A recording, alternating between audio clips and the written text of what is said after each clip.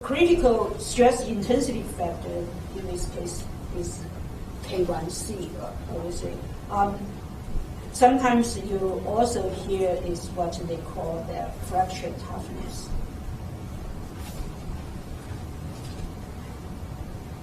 And so that's the same thing.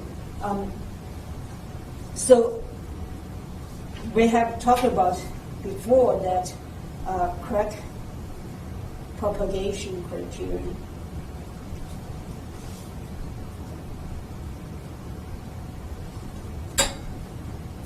Based on stress intensity factor.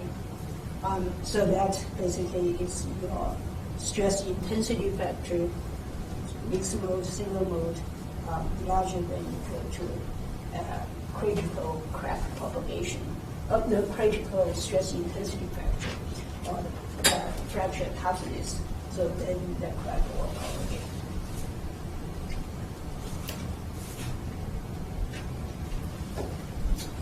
So keep in mind that this actually does not apply to all materials that you come into your way. There are conditions or limitations.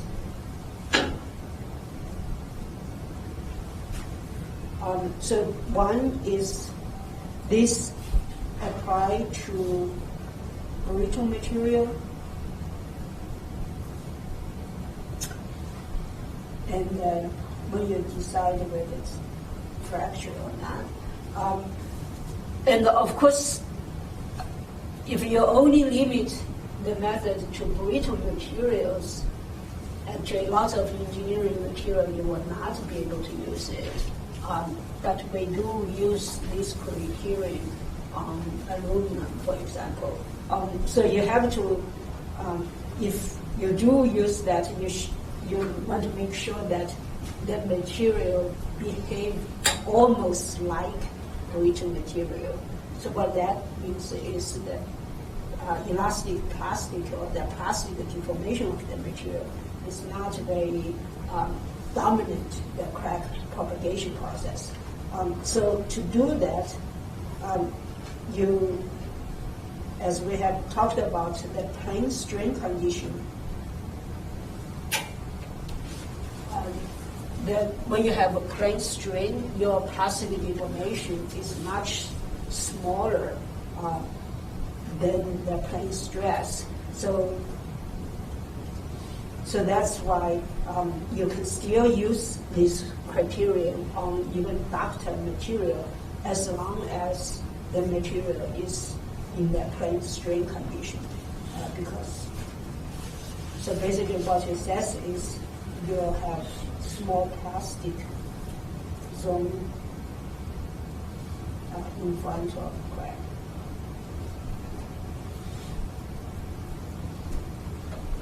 Okay, so those are the two conditions you have to satisfy.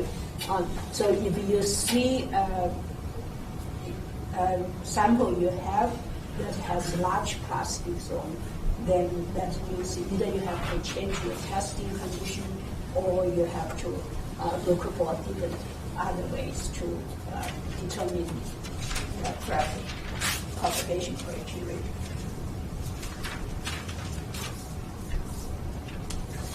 Okay, so in this case, of course, K1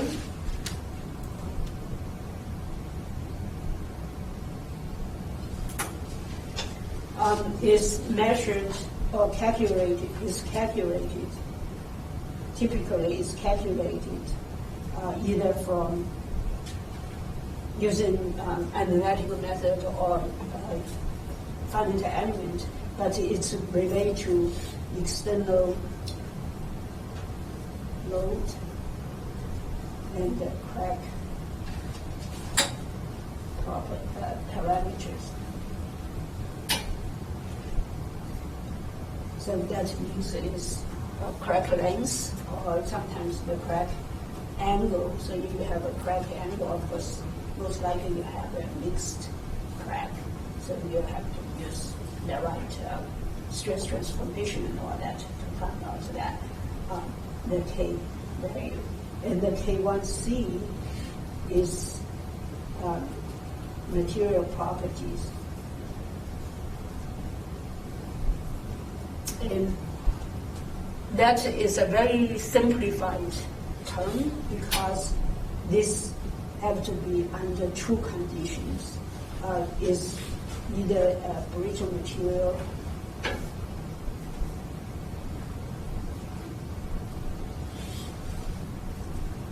or second, that it satisfies the plane strain condition.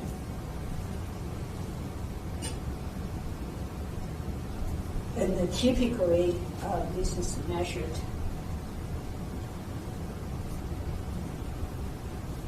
by experiment. Now, typically, it has to be measured by experiment. So what you actually will find out is the K1C, even though we talk about, we claim that K1C is a material property, K1C actually is a function of the sample thickness. So which really doesn't make, kind of like make the claim that it is a material property a little bit in the shaky ground, because if it's dependent on the thickness, then it's not really material property. So the reason is you can actually so the book gives you a plot of what that look like. So in this case, of course, now we can say GC and the KC square is basically the same thing. So if you plot that versus the thickness, you see that it can divide it into three regions. When the thickness is small, you essentially have a plane stress condition. Then the critical stress intensity factor actually is a straight line, or it's linearly proportional to B. Okay. So what that means is you need, when you apply the critical crack propagation criteria, your K1C have to be chosen based on this, based on how thick your sample is. And then you have this transition region, which is given by this equation, depends on K1C and the yield stress and the thickness. So that's the transition region. So again, it depends on the thickness. The last version, the third part, is when your thickness is thick enough that you can consider the sample to be operating in a plane strain condition. So in this case, you can see that this K1C start to stabilize. And over here, it's not dependent on that. So if you just look at this region, it's no longer dependent on the thickness. So that's why we call it, we say it's a material property. It's only a material property when the sample is operating in the plane strain condition. So this is something that we see students, when they don't understand things, they just pick up an equation out of the book and then apply it. But keep reminded that every equation in the book has its conditions and the limitations. So make sure you understand the applicability of the equation before you use it. Okay, so in this case, we have three.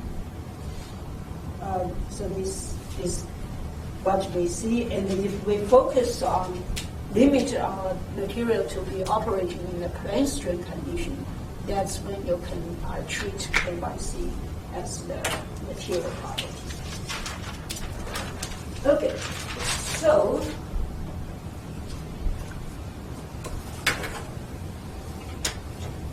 now, so the question then is, how do you know that your sample is under your plane strain condition? So there are several ways to look into that.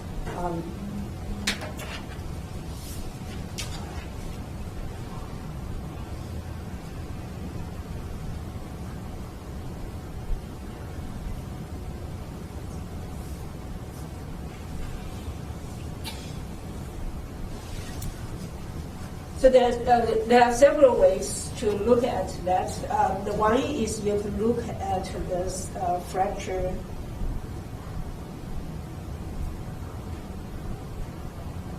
fracture surface. If you have a plane stress,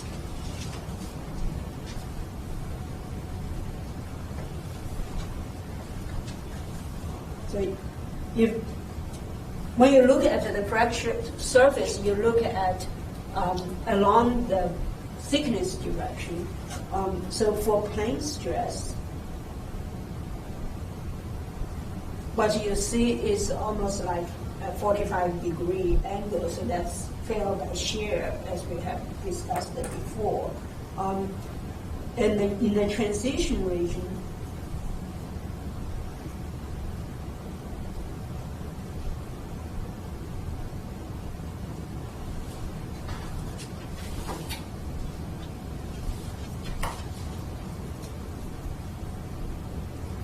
what you will see is, even though so let me look at plane strain first.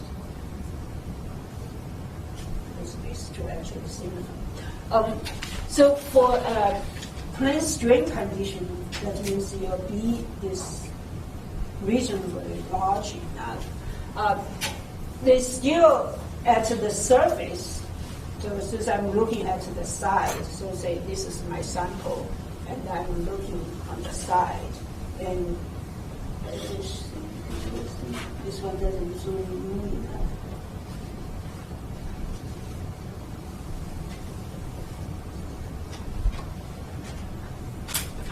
I pass this around. So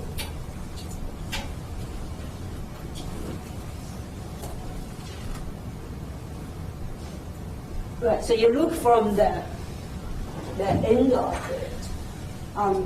What you see is something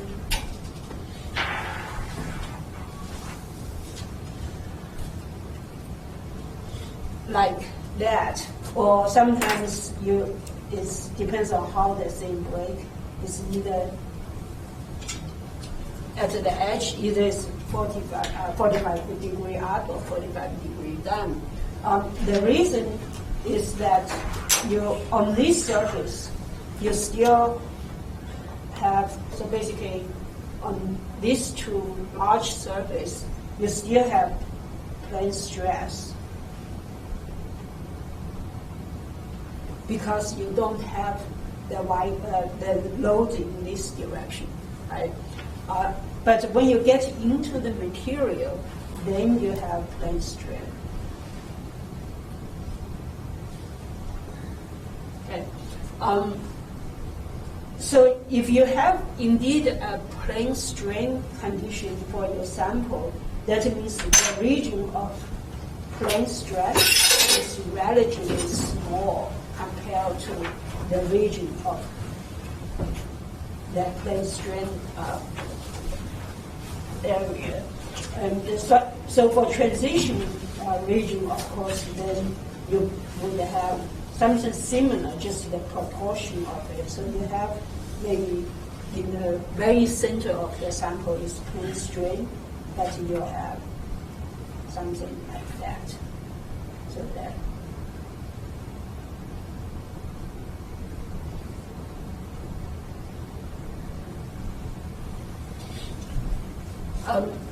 So that basically is one way of determining whether your sample is plane stress or plane strain. Of course, between here and here is the question of how much, what's the percentage you can consider in transition region, or what's the percentage you can consider plane strain. So that probably it depends on the material also. Okay. The second thing you can decide is you look at your load and the displacement.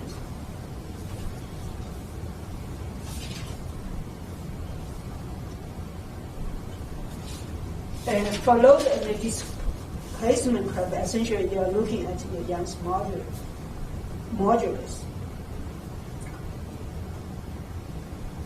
So we know that in this case, if you do your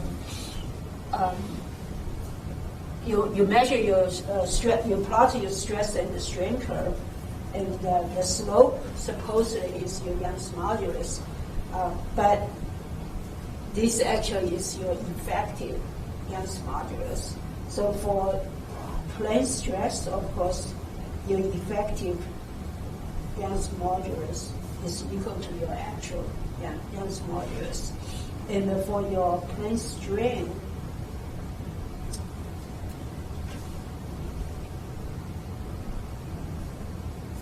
your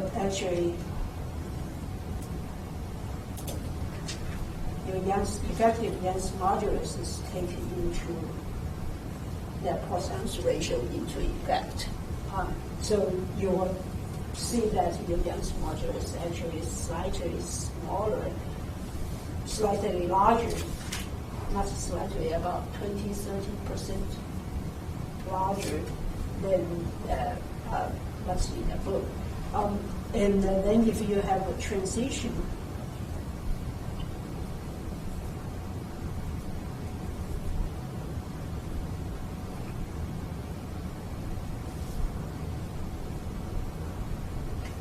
you will actually see something like that. So in this case, instead of the linear, you kind of see a step, and that's what we call a path in. So that is when your materials start to basically have some transition period on that. Okay. And another thing is you can look at the crack front. Crack front, basically, instead of looking on the side, from the side you can look at the crack fracture surface. So in this case, the fracture surface is not very clear. It's almost perpendicular, but some are different. So I will draw over here.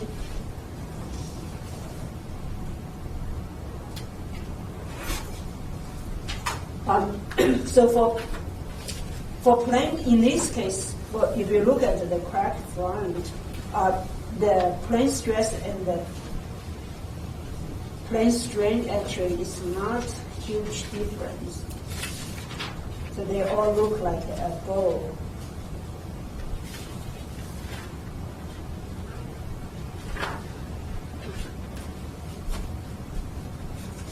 But for transitional, you will see quite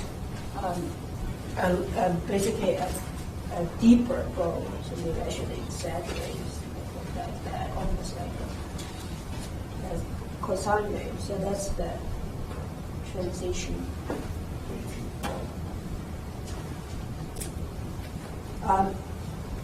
Transitional region. The reason, of course, is for plane stress and the plane strain, through the thickness, they have similar condition. So the crack propagate at the same rate, more or less. But for transition region, the crack with the plane stress condition propagates slower, and then inside the plane strain condition, it propagates faster. So if you look at the sample, that I have is actually pretty flat. So you cannot really tell whether it's plane stress or plane strain. You know it's not in the transitional region. Yes. 这种